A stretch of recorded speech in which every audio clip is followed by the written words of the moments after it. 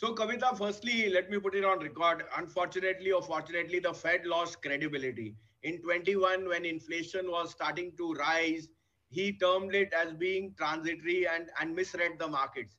And then you came all guns blazing when inflation hit sky high at 9.5%, and you raised rates from 0.5 to 5% in the space of 8 months.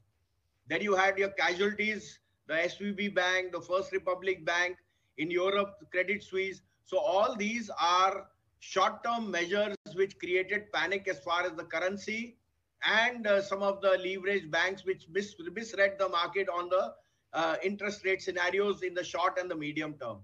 However, we think inflation is benign, and even in the US now inflation is closer to 4.5%, which means that the Fed this time should be on hold, because I think he is run way ahead of the times and realizes that even though there is a mild recession, you run the risk of some other banks having exposure to a time duration mismatch in asset liabilities. I think the Fed is on hold. On RBI, I definitely think it's a hold because we've had a benign inflation environment.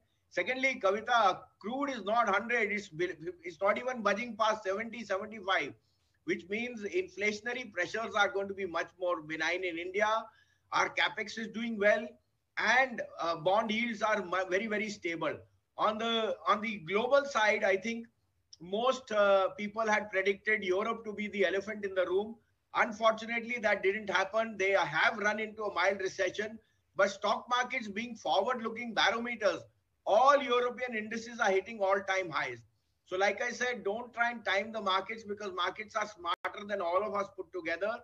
We think that the policy rates are going to be benign, and that could actually trigger some sort of short covering stroke under ownership of stocks as bond yields start to fall.